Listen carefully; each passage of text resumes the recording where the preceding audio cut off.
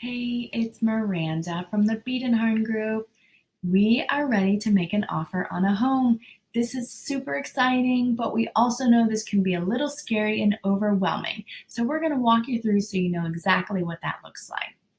We are going to use electronic signatures to get this offer signed with our signature and over to the sellers for their consideration.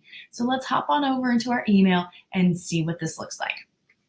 So here you can see the email with our offer, and we are going to want to click on this blue tab right here that says View All Documents.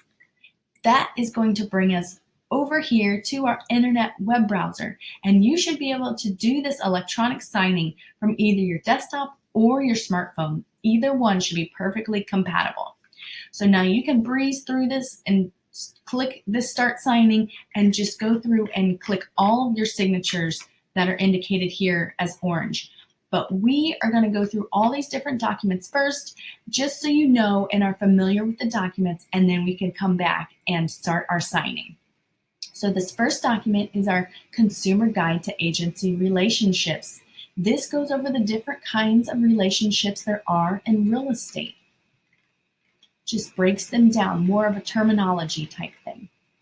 This agency disclosure is particular to this deal. It lets you know which parties are involved and which agents are representing which particular party. This is a 2-page form, so if we were a dual agent representing both parties, this page would come into play. Now we at the Biedenharn Group are a team. We are a group of agents, and so it's just breaking that down further. So this is all agency so far, but this is the meat and potatoes. This is the contract to purchase.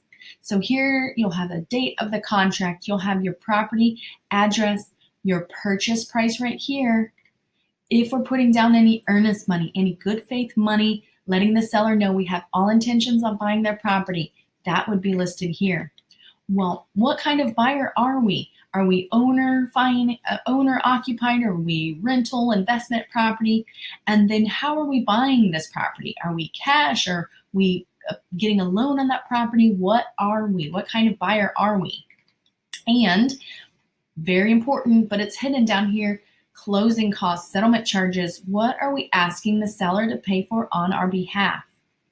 And you can see we're going to initial the bottom of every page, but we will come back and get those at the end. Now, is our offer contingent upon a home needing to be sold before we can purchase? We would indicate that here. Is it contingent or non-contingent? Do we need to get an appraisal on the property? If so, how many days? When do we need to get our loan approval by? Is the property going to be appraised if it's a loan? What items are going to be left at the property? Now, all these items in paragraph 5 are all ready to be stated to be included. If we further want to state something to be included or excluded, we would put those there. This would be if there's any kind of special circumstances, such as it being in a historic building, requiring flood insurance, a pre-sale inspection, anything of the sort. Additionally, is it any type of homeowners association? If so, we would indicate if it is or is not, and also what those fee structures look like.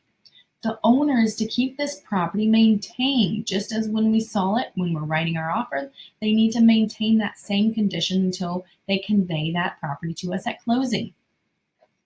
Are we requesting the seller to give us any type of home warranty? If so, we're going to put that here. We can choose that as a buyer, or we can have the seller do that for us. Have we seen the seller's property disclosure? We'll say yes or no here. Are we doing inspections on the property? If so, how many days are we going to get our inspections done by? How many days are we going to give the sellers to respond back to our inspection findings? Another further breakdown of those inspections. Are we electing? Are we waiving those inspections? Same. Are we electing to have a termite? Are we waiving? Same for lead-based paint. Do we have any special other contingencies we need to write in here? If we are contingent upon our home selling, we need to spell that out here. Is there any other kind of circumstances we need to further explain to the seller? And title insurance. Title insurance, do we want the seller to pay for that on our behalf? Are we paying for that on our own? Are we going to have the seller pay for the entire policy or just $300? This is the section for title insurance. The taxes, we pay our taxes in arrears, so we're going to ask that seller to give us a tax proration, either short or long tax proration. This is a negotiable item here.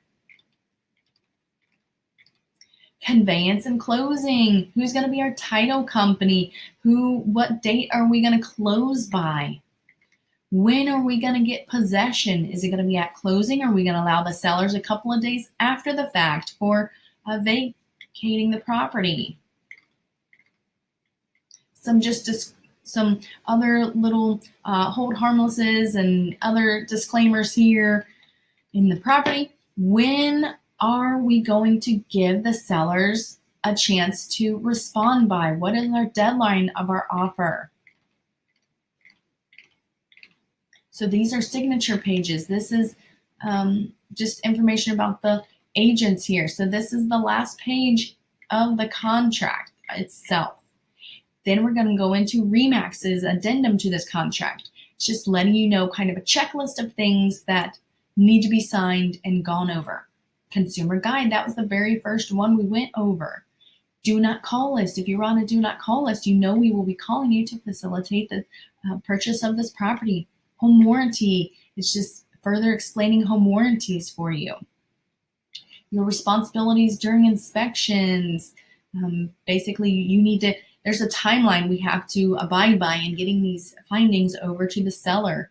We cannot at any time have unsupervised access to this property. You must be with a licensed agent. Closing protection coverage. At the end of the transaction, when we're closing, you can buy additional closing protection coverage insurance. There's a Megan's Law that protects or has a classification of sex offenders. If you are concerned with those sex offenders, you can contact the local authorities to get any information concerning that.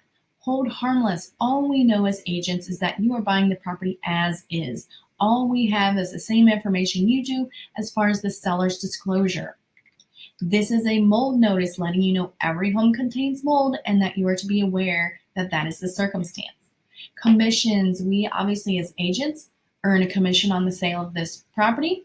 It's letting you know you as a buyer, $4.95 is all that we charge at Remax. The additional commission comes from the buyer, or excuse me, the listing agent, the seller's agent.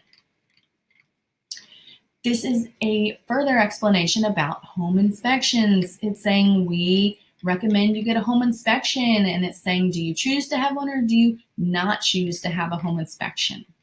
This residential property disclosure form, this is the most in-depth form that the seller provides to you, stating everything there is about the property that they know. So all of this will be filled out by the seller specific to the property.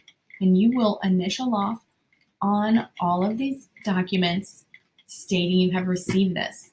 This is a disclosure from the seller about lead-based paint.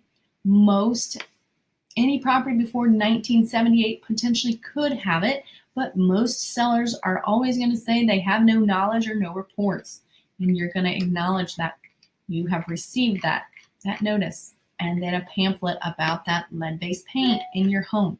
So let's go all the way back up here to the top here.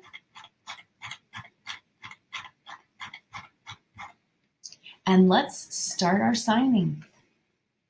So as you can see, I said start signing, and then it brought up this little arrow right here to say sign here. So it is going to give me an orange box everywhere I need to sign. And I am going to adopt and sign my signature everywhere it's asking me to do this. And it is going to keep scrolling me down to everywhere I need to sign. So I don't even have to worry about missing any signatures because it is going to take me everywhere I need to go.